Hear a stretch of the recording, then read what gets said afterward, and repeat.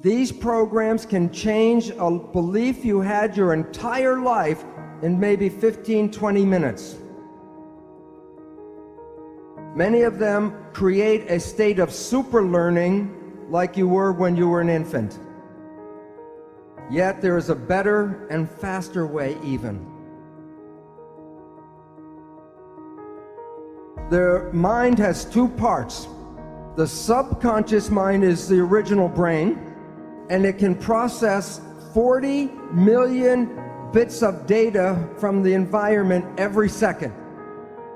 The mind is very powerful and very fast, but it's totally habitual. It's not creative. It can only play back what it learns. In evolution, the front part of the brain, the prefrontal cortex, gives rise to consciousness. It's a small piece of the brain that is consciousness.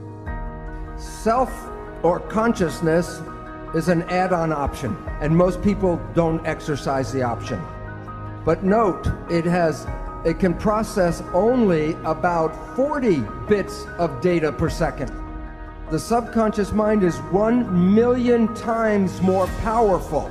While the subconscious mind is fast, the conscious mind is slow at processing. That's why when you're in an emergency or stress, you operate from this one, because it can operate fast and handle lots of data. But the difference between the two is this is habitual. It is the conscious mind that is creative and can generate free will. The conscious mind can control anything in your entire body. They used to say there were parts of our body that were involuntary control. But now we know that's not true. For example, yogis can regulate their heartbeat, their blood pressure, or body temperature with conscious mind. So while the conscious mind can only handle a few things, the subconscious mind can do many, many thousands of tasks at the same time. Now, recently, neuroscientists are talking about how your unconscious really shapes your life, your decisions.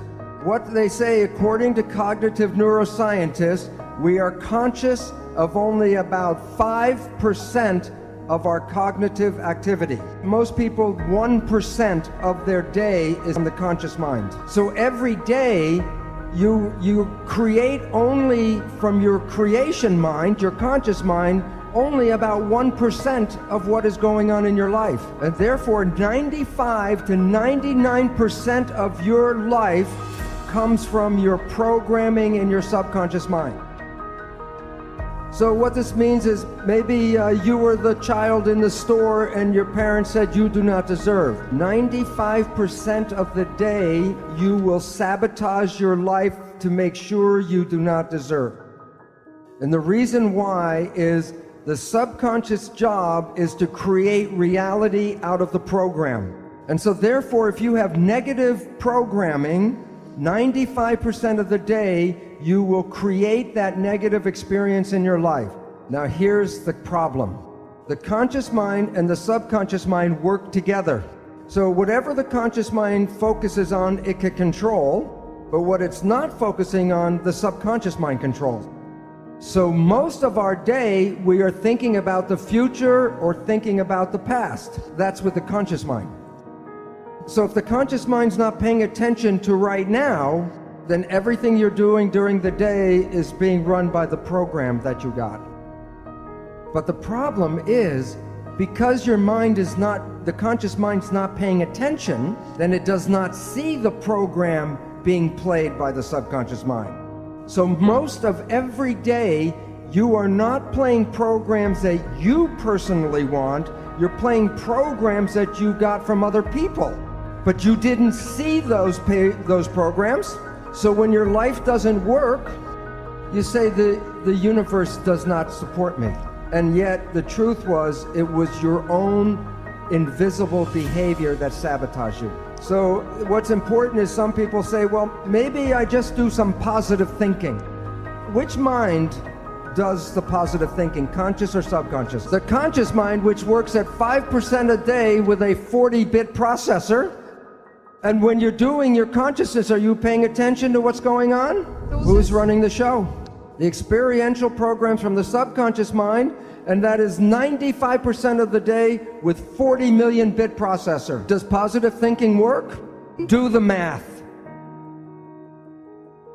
And the issue is that it is very difficult to take a small processor and overpower the large processor. And you have to use what is called willpower with the emphasis on power to override.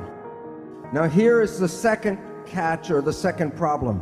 The subconscious mind is like a recorder tape player. It records an experience, and then when you push the button, it plays the experience back.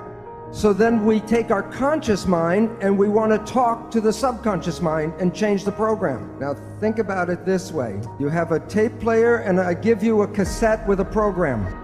You put the tape in and you push play. And the program is going, you say, I don't like the program. Then you go up to the tape player and you say, change the program, change the program. The issue is the tape will not change by doing that.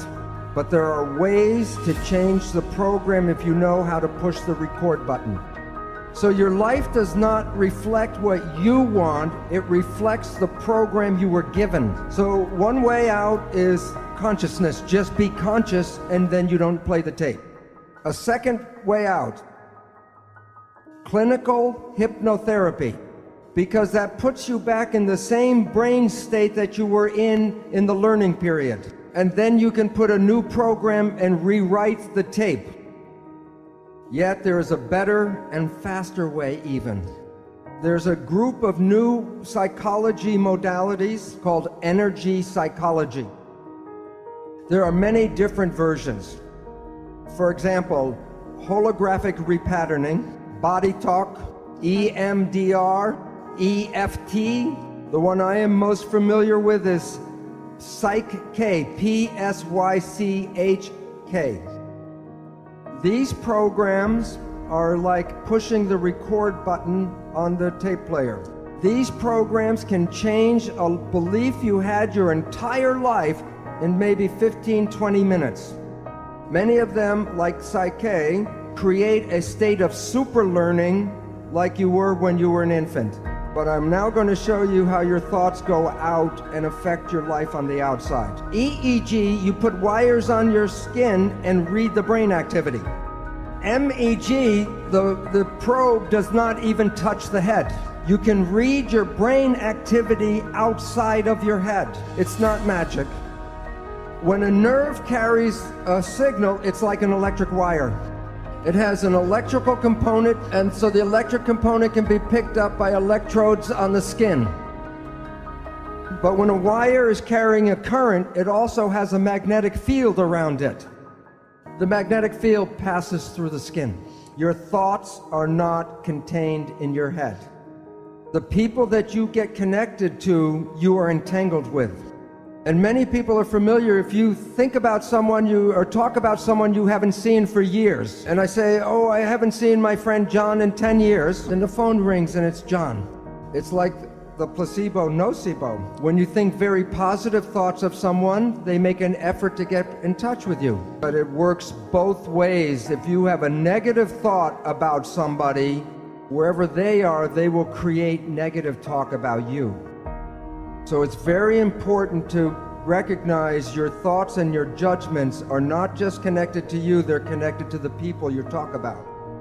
You are exciting and activating those things in the world that are connected to your thoughts. When a mugger is trying to pick out which person he's going to attack, of the different people walking down the street, which one do you think gets attacked? The one who is most afraid. Because the one who's most afraid will resonate, and that means that the mugger doesn't have to do anything, go boo, and everyone will give him everything.